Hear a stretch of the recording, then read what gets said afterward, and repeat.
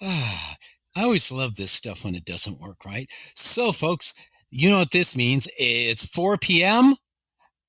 Pacific. This must be No, Pillars Central. franchise. Central. 4 p.m. Central. All right, 4 p.m. Oh, Where are you, Fred? I don't know. All I know is the fireworks you hear in the background, or those that have been complaining that it is in fact thunder. It's our second year anniversary show of. Let's see, that sounded like a distant firework, didn't it? But this is. Pillars of franchising. Pillars.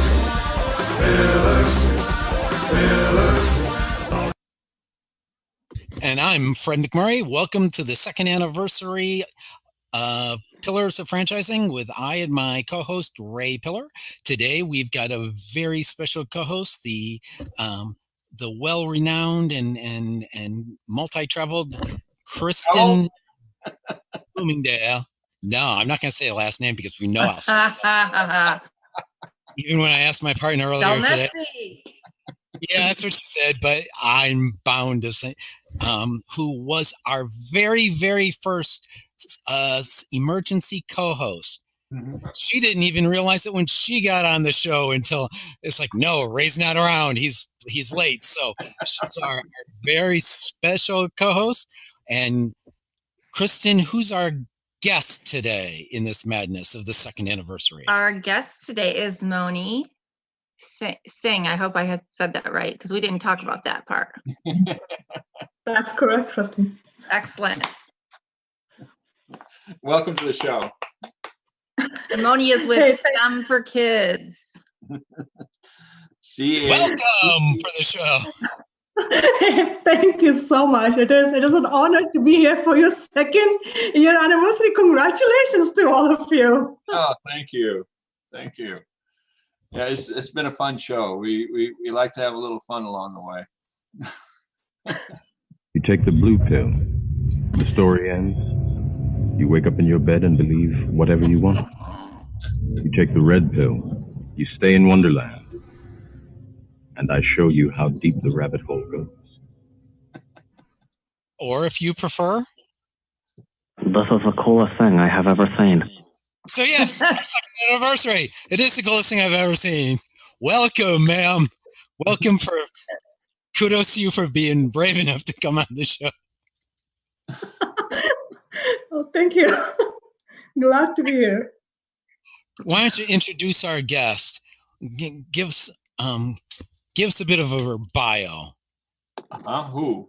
Who are you talking?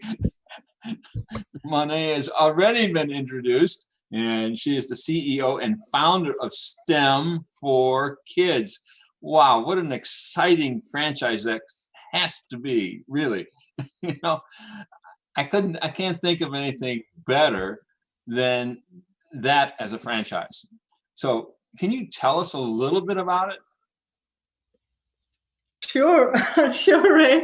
I'm trying to think about where to begin. So let me first kind of go back into how things started and what STEM for Kids is all about. So STEM for Kids, first of all, is all about making the wonders of science and engineering exciting for young children. And it's I used to be in my own professional career. I used to be living the world of STEM. I started off as an engineer, and then it moved on to do different things. Lo and behold, here I am, and never imagined I would ever be in the space of education. But we are creating wonderful adventures for young children as they're delving into computer coding, robotics, and engineering themes. And we're talking little children, like ages 4 to 14, so elementary, middle school level kids. We basically help them, learn how to make computer games instead of just playing games. Make computer games, play with them, have your friends play with it. They are, learning about artificial intelligence, Internet of Things. They're learning about aerospace engineering, how things go up in the sky.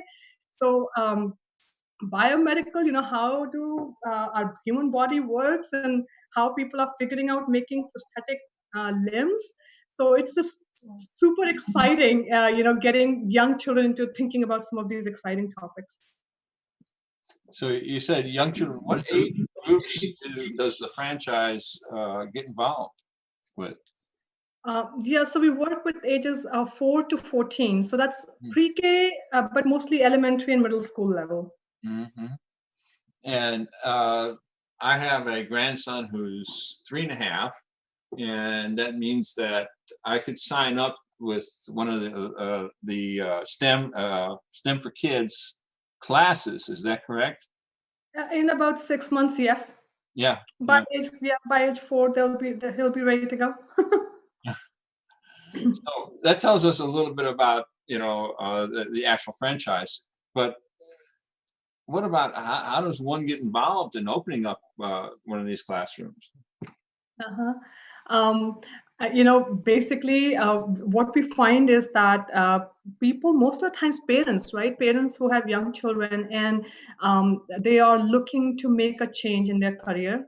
We see a lot of people who are in that stage in their life. They've worked and now they're feeling like I need to have some more time, maybe spend some more time with our kids or have better control, create a legacy, make an impacting change. Any of those things, people start thinking about making a change. And we are seeing a lot of people, many of them parents themselves, and they're trying to find an enriching program for their kids. And they say, let me do something broader about that. So yeah, if people are interested in becoming a part of it, they can become a franchisee. We're also seeing even businesses who are already in the area of serving children. You could be operating an arts club or a music club, a daycare center. And we are seeing a lot of interest from these people in terms of diversifying revenue, right? Because STEM is so much in demand, and there are parents, the educators. You look in the education space, people are talking about how do we get children to look into these possibilities while they are still little. So franchising is open in various markets, actually all throughout US and even internationally. And Kristin has children that are all of that age. Is that correct, Kristin? Well, yeah, as a matter of fact, my oldest just turned 15, but we started with STEM in our schools about 4 or 5 years ago now. Mm-hmm. And so I could certainly see not only would this, I guess my question and my thought would be that this is probably a nice supplement to what the schools are doing. And or is it more of, or maybe both, something that you would want to see more in districts that maybe STEM is not available in the public schools? Is it kind of a little bit of both, Moni? Yeah, absolutely. It is both. We are seeing many schools and districts who are, doing things to get more STEM into their school systems. And some of them are going down the pathway of let's do it ourselves. Some of them are saying, let's bring experts in to bring the programming in for the students. And some schools and school districts are doing both, because the fact of the matter is that the STEM world is evolving so fast. If you just think about technologies, how they've changed in the last 10 years, right? We started with, I think 10 years ago, we still had Blackberries in our hand, if I'm not wrong.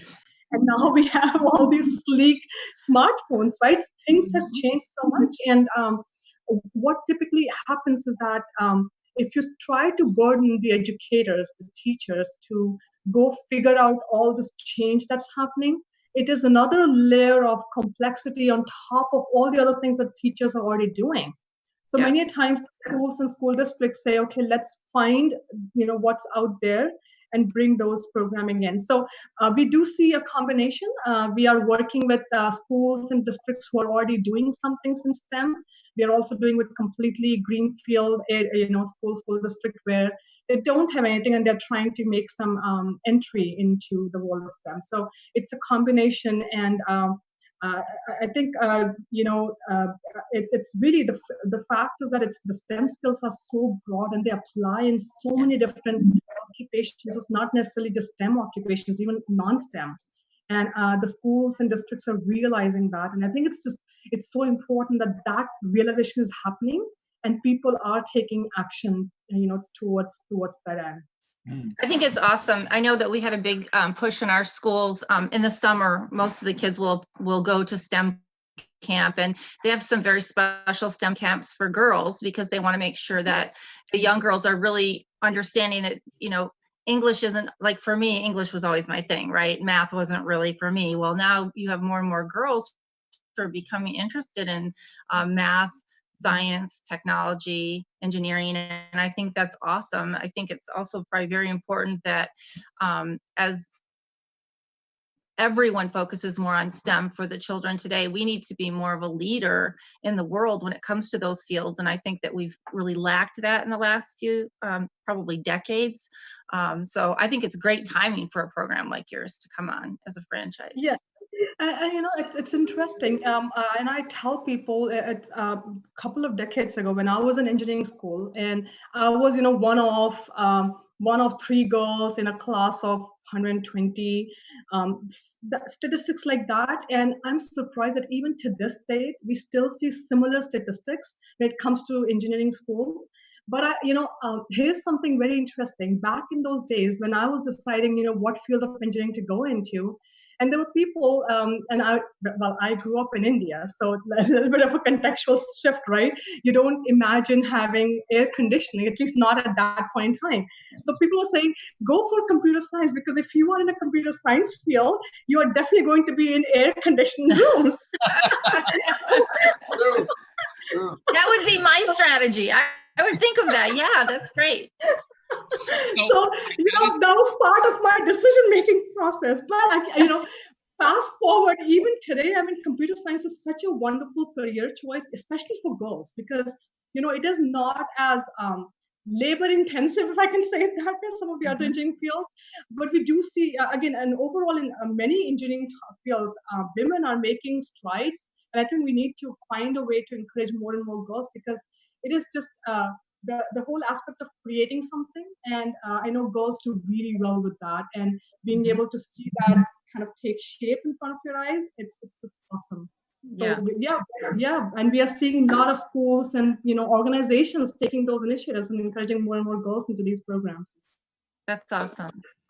I know you said you were in India when you came to this conclusion, but I got to tell you, I was living in Indiana in the cornfield, and I came to the same conclusion of it's better doing computer stuff, because at least you were, even if you had to be punching away at a keyboard, you were still better off in an air-conditioned room. So, yeah, Indiana, I'm not sure.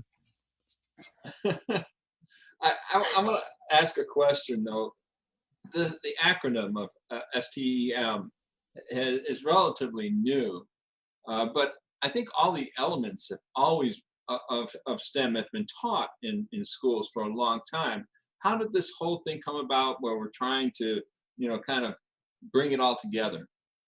Yeah, very good question. And let me actually do a very quick history tutorial on this one. Yeah. So, if I look at this whole space of education enrichment, back, I think a couple of decades ago, so this is when I was probably coming out of my college, we had one player up from North Canada who I believe that they began the space really focusing more on sciences and chemistry.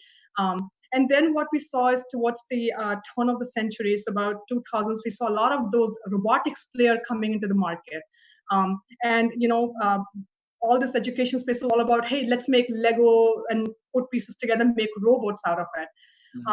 Towards the end of that decade, so about 2009, 10 is where we started seeing the STEM movement taking place, where people said, there's more to science than just like robotics and chemistry. And there was more of an emphasis around, okay, let's talk about physics and creating some other things using, mechanical and all these other topics. We were seeing a lot of interest coming from academia, and they're saying, let's not, when we think about these STEM topics, it's not just robotics, because that's what many players were trying to sound like. And so that's when this whole STEM, which was all about, let's bring these pieces together. There are different components, right? There's science, there's technology, engineering, mathematics. And over time, we have seen many different acronyms come into play as well. People say, let's add arts in there. Some say add research. I mean, you can add different components. The bottom line is that it all needs to come together. These are not silos, right? They are all mishmashed together. And to show those disciplines to children in that connected fashion, that's the most important element. So when we began in 2011, we have the STEM for Kids as trademark. And so we actually began and we said, okay, we need to bring it all together, because it's not just about learning a little bit here in robotics or doing a little bit chemistry, learning biology. It's about bringing it all together for children. So we started doing that. And thankfully, fortunately, I mean, we have been the trailblazers in this industry. When people were not even thinking about computer science for young children, we were the first ones to start offering computer sciences for elementary age children. When people are not thinking about biomedicals, how the field of biomedicine is coming together, we were the first ones to announce biomedical engineering programs. So we have been trailblazers in this industry, and there's a reason for that, because the market is changing. What was relevant 10 years ago is not so anymore. And then there's also this aspect of, let me just take a simple example. It's like many players in the market, they make at least parents and the children, they make them believe that, at least try to, that, okay, if you do this little tiny piece, you are doing STEM. So it's like, if you do robotics, you're doing STEM, or if you do coding, you're doing STEM. But I think the key, it's almost as absurd as saying that, if you know how to add, mathematics. Mm-hmm. Yeah. There's so much happening in the world of STEM. So we said, our approach was, let's show that diversity, that breadth of what's available, because when we work with the young children at that age group, parents don't know what their children would have interest in. The child definitely doesn't know anything. And the focus becomes, let's show them all these different elements. And for me, when I was beginning this, I had my own young children at that point. They were like 5 or 6 years old. And we were, as any other parent, we were putting them into swimming classes, karate, soccer. And I'm like, okay, why can't I find something to do these other things, right? And there was nothing. And that's how I got started. But I think that's the whole point, right? Let's give them opportunities so they can explore. Here's something on robot. Here's something on inside our human body. Here's something about aerospace. So that's what we've done. Long answer to your question, but overall that has been the focus, and that's what we see happening in industry. That it's parents, educators demanding that, okay, let's look at this holistic picture and present that to the children. Wow. That is really cool, especially at that age, I think, because, well, I was fortunate enough to go to a vocational high school, which meant that I had a smattering of different types of, from automotive mechanics to body shop and electronics and woodworking and welding and all kinds of things like that. So that was further on, though. That was in high school, but actually getting these children involved in STEM at a much earlier age, I think it's going to guide them much better to where they feel that their attributes are. I think it also changes the way they think, right? Yeah. Oh, yeah. I was at a parent-teacher conferences today with my son, and he was taking me through some of their highlights in math, and then even through language arts, and his thought process and the way he goes about solving problems were things that when I was his age, I had no idea, could not have done what they're doing today. And I think a lot of it with STEM and other things within the school system is really putting our kids at a big advantage, certainly from where I was when I was in elementary and middle school. Mm-hmm. Yeah, and it is actually a very big shift, again, because of the way the world has evolved, right? In the past, when we were in schools, we were focused more on, let's give the content learning to kids, right? The concept. Here's the concept. Here's what you do. But in today's world, you can Google anything. I mean, you don't have to be in a classroom setting to learn something, right? So it's not so much about concepts. It's about how do you bring it together? What do you do? How do you think? I mean, those are those other skill sets which are becoming so important. And I think that's what it's taking content and making it more. You think about these words like metacognition, right? Thinking about thinking, the critical thinking. I think all those elements really are becoming a lot more important, and that's why something like what we do at STEM for Kids is there is content, but around with that is all the softer skills, the communications, the collaboration, thinking, and all focus shifting. So yeah, I think those things become more relevant and more important as we think about education going forward. So it actually lets children see how everything is interrelated. Everything. Before that, you have to be a physicist. I'm getting a this, which means it's time for a break. No, not quite. But so one of our watchers on Facebook said, this is a great topic. We need to make learning STEM more relatable and fun for kids. Yeah. How do you make it more fun? I always thought you should be educational and entertaining because everyone fell asleep in a calculus class at least once. Edutainment. Education. Entertainment. So and we're edutaining. So trying to leverage off the comment from Carly, how do you make it more relatable and more fun? Absolutely. I'll begin by saying STEM for Kids began with a mission. The mission is making STEM fun and real. Two things, fun and real. Those are the only two things that we do, and we do it really well. So how do you make it fun? If you think about fun, it comes down to how a child feels when they are engaging with whatever concept, whatever they're doing. It's that feeling, right? So for us, that comes down to, let's make it very hands-on. So when the child is learning something, they are doing something, they're involved, their hands are involved, they're doing something. Maybe they're experimenting, they are thinking about something, maybe they're presenting. So it's always, there's a do element involved in that. So very different from, if you imagine a typical classroom, a teacher is giving a class and children are listening. This is a very interactive, with very less theory, right? So we are engaging children in questioning, answering. They're involved. We are doing there are quizzes sometimes. We are doing game shows. We are doing Jeopardy. We are doing making something. There are engineering challenges involved.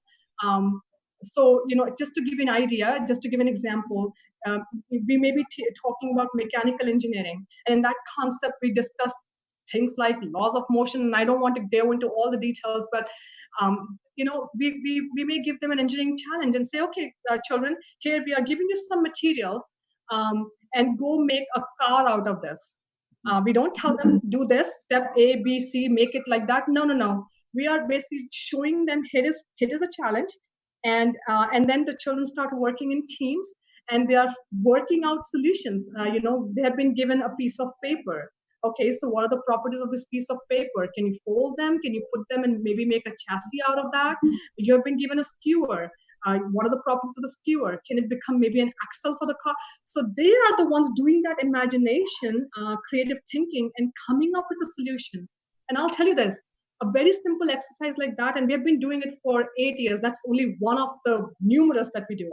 And even in those 8 years, there are times when we come across a unique design because a child just dreamt up something totally different. So it's so incredible that number one, these children are very creative, and number two, when you put them and you give them a challenge, they're able to work up, create something. And when they're doing that, it's a lot of fun because they are involved, they're working together.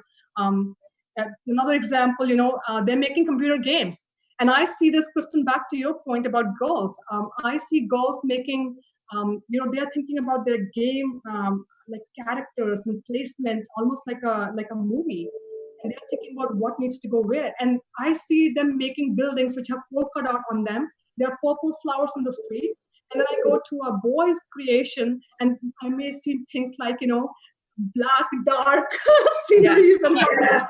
So, but it's so, and they are involved. They are the ones creating and imagining and creating those solutions. So I think that's the way to keep it fun, make it very, very hands-on. Fred, I hope I answered that question for you. Absolutely. That's, and I'm sorry, but I'm a little bit jealous of kids today. I feel they have so much more of an opportunity than we did, because like I said, we had all the not all of them, but many of the elements that are being taught today. But if we were able to visualize how they are all interconnected and then have someone, coach us like you are coaching your students, that's fantastic. It really is. Well, I know for me, we learned, we had science and we had math, but we didn't learn technology, and I didn't go through any engineering. Those were things that you hit, like we talked about in high school, or when you specialize it in college. And I think the great point that Moni has been making is that by engaging these kids when they're young, it gets them interested, it gets their creativity going, it gets them thinking about all these different things in different ways. And I could see it really making big differences. I love the idea that the girls, make a wall and they use, pink polka dots. My daughter took Legos, and in Legos, she took all of her brother's Legos and she designed a complete shopping mall with a hair salon, and she had all these little pieces. It was crazy, but oh wow, her brothers had no clue what the heck she was doing with their, Lego police, and she transformed them into an entire shopping mall. So I think it's great to see, we all know that boys and girls think differently. They are creative in different ways. And so it's very interesting to me. It makes me excited for your franchise. It makes me think, oh my gosh, I really want to do that. I have to pull myself back and realize you can't do anymore. But, it sounds like it's a ton of fun, and I think you guys will be wildly successful at it. Mm-hmm. Yep. You've stepped down from as president of the PTA. You could do this instead of that. Sure. Yeah. Yeah, no, and I think it's an important point for anybody even listening to this podcast. If you are a parent or a PTA member and you feel like this is something that can benefit your school, we do provide our services. But if we have a local operation, we can provide like our instructors and actually conduct classes. But also, if we are not there physically, close enough, we also provide our curriculum and our professional development for the teachers in school district. Many school districts are using that. So in any case, it's all about serving children and bringing some of these quality programming. So yeah, I mean, if your listeners are interested in even finding and making some of these programs come into their schools, they can reach out to us. We'll be glad to help out. All right. So on that note, we'll start the commercial cycle, and then we'll come back for round. I think I'm going to move to someplace warmer during the commercial. Go ahead. That's fine. We're going to, at this point, have to say goodbye to our Instagram viewers. But hopefully they've enjoyed this, and we'll see you next week to those on Instagram. Want to thank the Link Local Network for broadcasting our show. You can read their community voices as they work to achieve work-life balance. And actually, they're, I guess, working toward achieving work-life balance was because of Kristin. You're kind of the ideological founder of this program. Anyways, apparently. We've added a couple of new shows each week, including Community Voices Chat on Wednesday, every other Wednesday at, I think it's 4 p.m. Pacific, although that time may change. And now, localnetwork.com. You can also dial in at 323-580-5755 or chat on, as others are doing, on a whole lot of places. Hey, franchise owners, how's your local marketing? Do you feel like you could use some help keeping up with your social media posts and comments and reviews? Do you wonder if you could be doing more to attract local customers? Are you able to identify new movements to your local area? At Westvyne, we help franchisees like you reach more local customers through digital marketing. With daily monitoring, creative content, and ad placement, and customer data intelligence, we'll get your business in front of the people who want your products or services. We also work with franchisors who need an agency to handle the digital marketing for all of their locations. If you're ready to reach more local customers, give us a call at 805-265-5440 or visit us at westvyne.com. That's 805-265-5440 or westvyne with a y.com. Thanks, Michelle. And back. And we've got a hat change there. We have a hat change there. They would have been very happy with you pre-Super Bowl loss.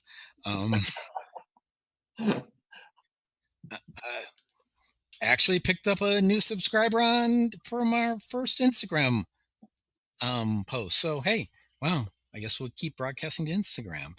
So Moni, I got to ask you, as you've attracted franchisees, where has their experiences come from? I know with Ray, he'll tell you he was a tech guy and never expected to be cleaning toilets. And Kristin was an HR woman who actually, was cleaning up after. A different kind of trouble, but Yeah. nonetheless. How would you do? Who's that, experientially wise, who's that franchisee that you've been seeing, that you've attracted? Okay, so let me make sure I understand the question. So you're talking about experiences of our franchisees, where they come from? Yeah. Where they come Okay. Yeah, it's varied, and just like I mean, for me as well, I never imagined I was going to be in education space. We have many people who have come from like a STEM background. Some of them have come from a profession. They were in there, and then they were looking for a better control, legacy creation, so on and so forth. We also have people, marketeers, entrepreneurs. We also have people from restaurant side, real estate. So it's a combination. We have, of course, homemakers also part of this. There are many times we see people take a kind of a backseat from their career and say, I'm going to spend some time with my kids. And this is, kid-friendly business. Kids are welcome. So even people have been able to make that transition, going back into into a career by taking a business like STEM for Kids. So it has been a combination, Fred. Okay, Would you say? I was going to say, over the year, where would you like to see the majority, or anywhere, of your new franchisees come from? Either geographically, one of our co-hosts, they want to also get to the Southwest because, of course, they like to travel there. So they're trying to grow in the Southwest. Where would you expect or like to have, I guess is the question, your franchisees coming from? Academic, educational background, non-educational background, geographic area? I think this is the case where basically everyone is welcome. We are focusing geographically on some of the more prominent states. I mean, I wouldn't say more prominent. I will say states which are easier to work with. Let's put it that way, because you know about the registration and everything else that happens. Other than that, even outside of US, other countries have been approaching us as well. So we are open to business across the board at this point in time, and that's the good thing that we have many markets open. So your listeners, whatever geography you are in, please, I mean, if you are interested in opening up a franchise, let's talk, and we can see if we can make that happen for you. Where are you at now? What areas of the U.S. are you in, and what other countries? We are in 14 states here in U.S. And it is pretty spread out. I think we are maybe more on the eastern coast at this point in time, but we are even in like Midwest. We are in Illinois, and also in West Coast actually. So I think we are in all the places represented here on this call at least. And then we are in Canada, Mexico, and then also in the Middle East, in UAE and Saudi Arabia. So we are in a couple of different geographies right now. Awesome. Yeah. I think Go I'm ahead. sorry. Well, one of the things we didn't talk about, because Fred decided to just kind of skip right over that, is weather. So you are in North Carolina, is that correct? That's correct. Yeah. I got overwhelmed by the second. I'm sorry. Can't hear you, Fred. You're talking into your chest. I said I got overwhelmed by it being the second anniversary, and What yeah, can I tell you? You know. weather. One thing I wanted to say to Moni that I think is important, and you touched on a little bit, the diversity of the people that you have owning your franchise.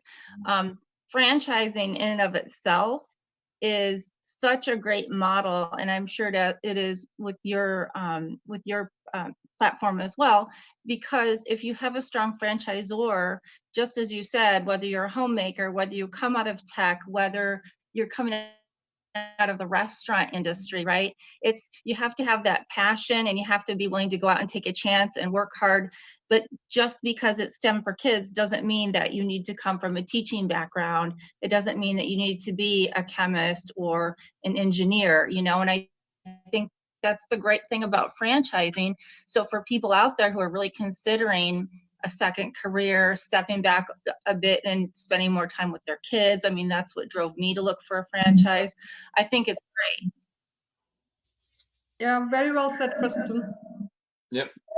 I can see where this could be a really big hit, because a lot of people go into the teaching end of things because simply the fact that when you see that light bulb go off in someone, and especially a child, when you show them something and they go, wow, that is really cool. I can see it definitely selling. There's no, you probably don't have to do much selling at all once you start explaining your franchise. But that leads me into what is all involved with your franchise. And it's going to be a physical place where people go to learn, but you also mentioned going into schools. So how does that work?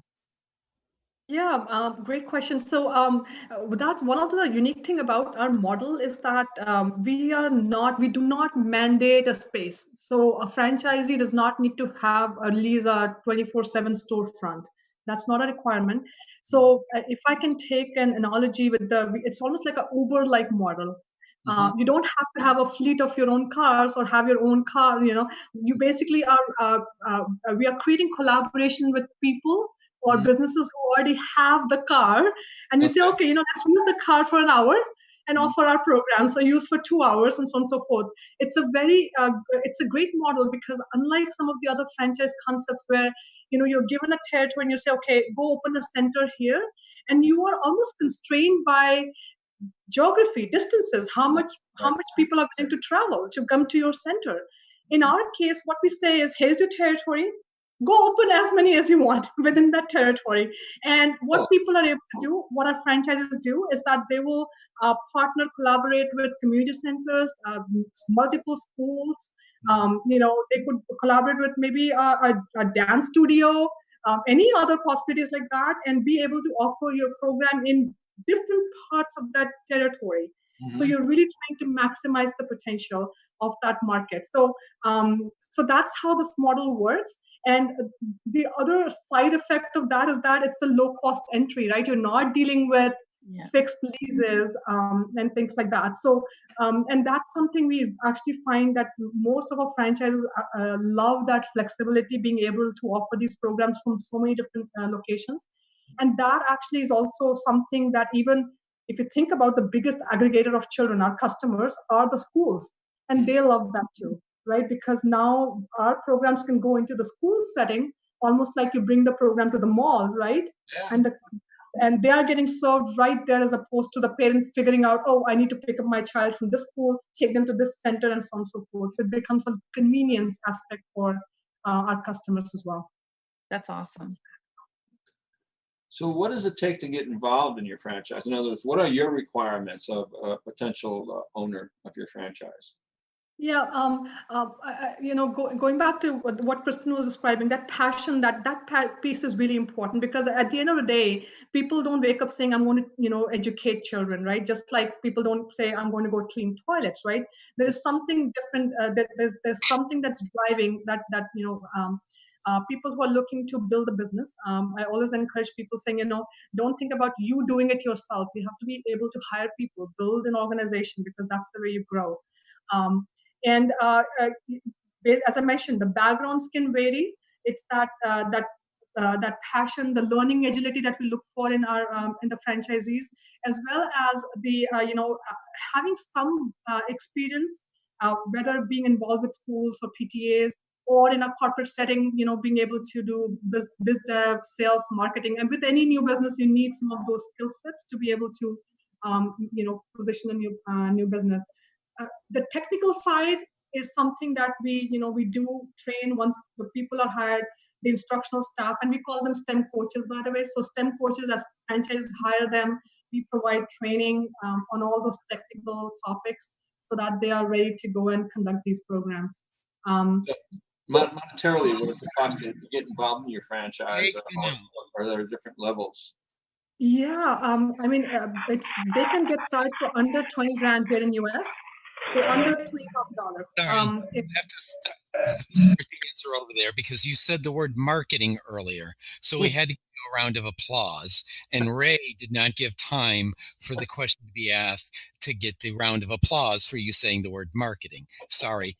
The rituals must be enforced on our second. And so, please. Start the answer again because you were drowned out by the applause you were getting. Okay. Yeah. So what does it take? What does a potential buyer of your franchise? What does he need to bring to the table in both in franchise fees and what he has in reserve? Yeah, so our single territory initial franchise fee is only $12,500, and with one territory, franchises can begin for under $20,000. And what we typically see is most of our franchises actually are multi-territory owners, so they will add on more territories just to kind of have a bigger hold on the market. So if they did that, they can you can of course go up proportionately. So from an initial investment perspective, it's really something that people can get in and start monetizing the business opportunity itself. So that's the financial side. We already talked about the skill sets and everything. Again, I think it really just comes down to people who bring the right passion, the drive to make a change, and make money. Really, you are in the business to make money, and while you're serving children. What is your longest serving franchise? The longevity? Not too far from you. Our longest serving franchise actually is in the the Wisconsin's Illinois state line region. And she has been with us for 4 years now. Yeah, and doing amazing. We are just thrilled to have her. And it's just awesome what she has done in the market. When she began, it was a complete greenfield setting. When you don't see too much happening from a STEM perspective, that's when she began, and she's doing really well. She and her organization. That's awesome. Yeah. The Crystal Lake area, in Crystal Lake, Illinois area. Sorry, I might know somebody who'd be interested. Selfishly. Crystal Lake, I'm not sure if that's all. I think that may be available. I'm not sure, but we can definitely look into that, Fred. Well, that's Illinois-Wisconsin line. Yeah, it's up north in Illinois. That's I used to live up there before, long time ago. So I remember Crystal Lake, but I'm not able to visualize if that's in Donna's territory or not, but we can definitely look into that. Let's put it this way. It's snowy and cold there, which is where we are is not. Will you have a mouse in your pocket? No, at least two of us on this call. It is not cold where we are. Yeah. And now we'll remind callers that they can, or listeners, viewers, wherever you are, you can chat at the website, pillarsoffranchising.com, linklocalnetwork.com, Facebook, YouTube, Restream, Twitter. It's all over the place. All over the place. Or you can dial in at 323-580-5755, and we might put you on the air. Ooh. Ever wonder how successful business people get educated about franchise business options? The Franchise Consulting Company is a group of over 100 franchise professionals with more than 2,000 years of franchise experience. We help our clients select and investigate franchise companies. And like a realtor, our services are free of charge to you. Our fees are paid by the seller. Reach out to us to learn more and get a free copy of the Franchise MBA, the #1 bestseller and highest reviewed book on Amazon in the franchise category. Our website is thefranchiseconsultingcompany.com, or feel free to call us on 800-321-6072. And those of Ever wonder how successful business people... It's not going to... Are you thinking about opening a business? Whether you're in transition from a corporate job, looking to generate investment income, add to your existing business, or just too young to retire, come to the Great American Franchise Expo and explore your options. Meet face-to-face with dozens of franchise executives representing dozens of quality brands. A wide range of price points and ownership models are available. Attend our free seminars on accounting, real estate, and marketing. Franchise law experts will be there to answer your questions, and banks are on hand to discuss loans and financing. The first 100 attendees will receive free VR goggles. For free tickets, visit www.franexpousa.com.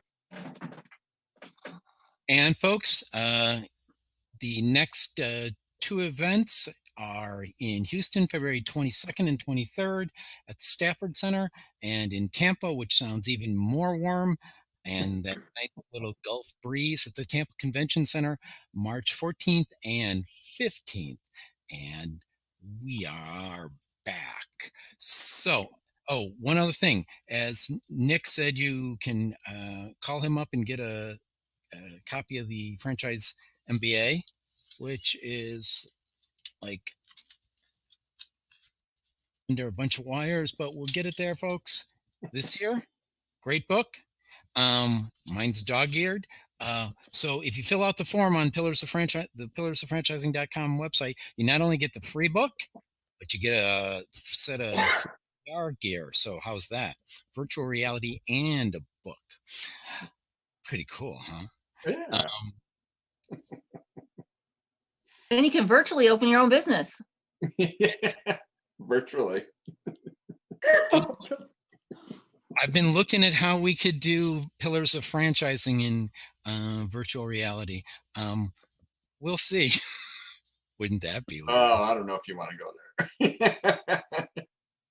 So, I'll take, since we're talking about various things about the franchise, in my head, the greatest cure known to mankind of the franchise is greatest cure known to mankind for insomnia is the franchise disclosure doc.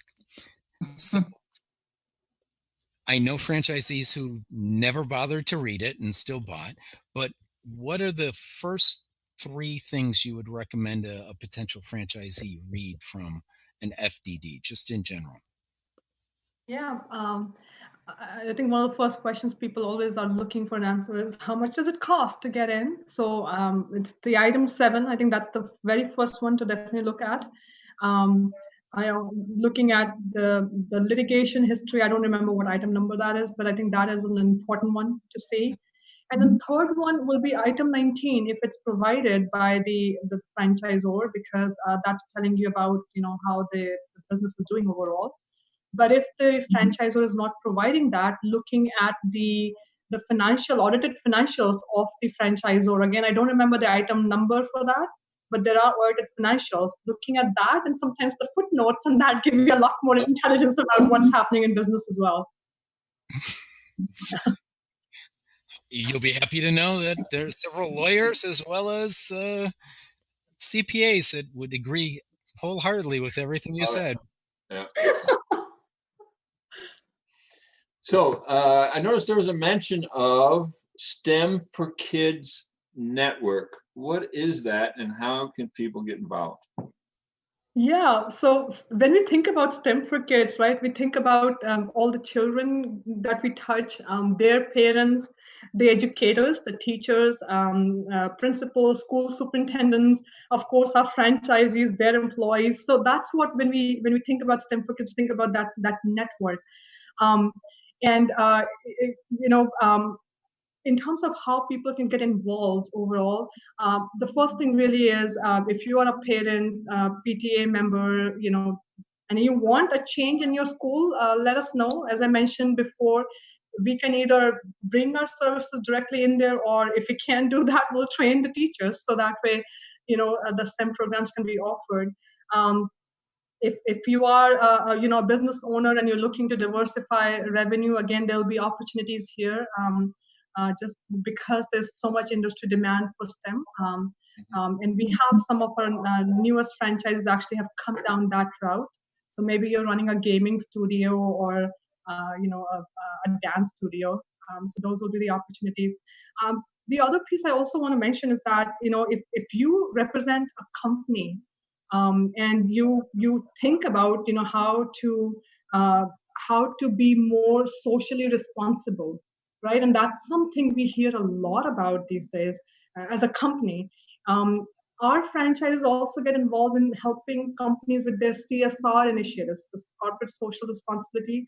We have worked with Boeing and other companies. So if you are thinking about some of those initiatives in your market, working with children, I mean, there can be nothing better than, trying to work with children and doing something good in the community. So again, we'll be happy to help out with some of those CSR initiatives as well for the companies out there.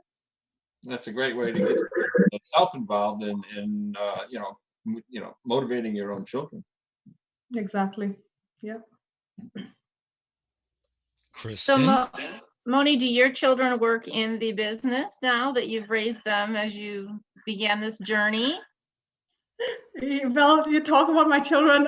They were the inspiration for this whole thing. And my first two, actually, my older two, they're teenagers now. And my son, actually, when he was 7 years old, he actually helped us write the robotics curriculum that we use in STEM for Kids. And it is so amazing. He came to me, said, "Mom, can I have a robotics kit?" And I was still thinking, oh, this is very pricey. But then he says, "If you give it to me, I will learn how to do it and I can help you write a curriculum." And I said, "Sure." And then I actually, connected my son with one of our best STEM coaches, and that's how our robotics curriculum came into play. So effectively, they have been working in the business ever since. They have always been our guinea pigs, always. We write something to try them out on them and their friends. So yeah, but now I think as they have grown into teenagers, they're helping in other parts of the business as well. So absolutely, I think it's just, it's nice to have that energy coming from their help as well. Excellent. That's really cool.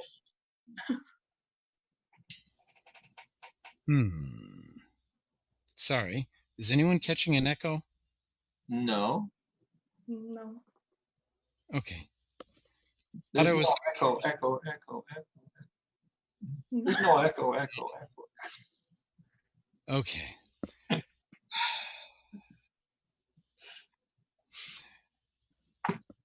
Time to go down the rabbit hole. That's what I figured. I was giving you that opportunity, Fred. Yeah. This seems slightly applicable since we are talking about STEM technology, things like that. So, how much alien technology in Area 51 do you think has influenced STEM education in general? Sorry. Alien technology. Okay. Great question.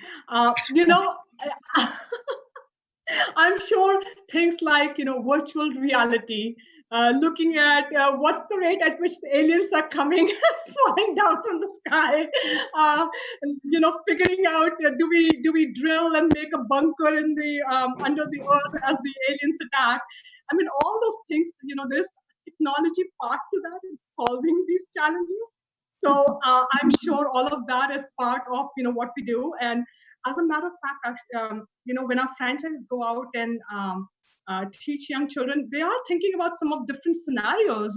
We have children thinking about how do they go to space and maybe even bring alien back home, or perhaps maybe there's some technology already that is being used in Area 51 that they can make it mass scale and bring a new business opportunity, a new product out there, and make it a mass scale opportunity. And what do they do? What do they do in the apocalypse, right? In an alien apocalypse, where do I go? What do I do? Maybe they'll be creating those contraptions, right, that shoot the zombies back up in the sky. Yes. Nope. Now we've gone to zombie apocalypse. Not different down the rabbit hole question. Only one. So we have to. How's that not in the rabbit hole? Now, we're gonna have to do a whole rabbit hole show now. So, Kristin, we've gone down the rabbit hole. You get your last question, and then Ray's going to take his famous last question, and we'll mercifully end our 2-year anniversary show. All right. So as franchisees or franchisor, do you have a special cause that you support? Obviously, supporting children and all that you do is a very big thing. But do you have any other special causes that you support within your businesses? So basically, helping out children is the biggest thing that we do. And we then help and partner with other, whether it's schools or other organizations, and, the causes that they're working on. We do see a lot of interest in getting more girls into STEM. We have worked with people focusing on bringing more entrepreneurship education to young children, financial literacy. So it's basically any and all, and as I mentioned, with the CSR efforts that we do, we work with the partner we're working with in terms of supporting some of their causes. But I think it's the children piece that basically keeps us all ticking. I would say that everybody in the network, we're all about serving children. Mm-hmm. Yep. Thank you. So I feel this is such an exciting franchise that you're going to get a lot of phone calls. So other than phone calls, which we'd like to have your phone number, or our listeners would like, how else can we get a hold of you? How can people get a hold of you if they're even a little bit interested in your franchise? The best way would be go on our website, stemforkids.net. It's all letters, STEM, FORKIDS.net/franchise. You'll see a lot of information there. We actually have 24/7 chatting service, live people that are there to help address your questions. And of course, we'll be happy to then have more one-on-one discussions with you right after. If you like to call, then we have, the number is 866-991-7053. And would be happy to help find the right match for you and go from here.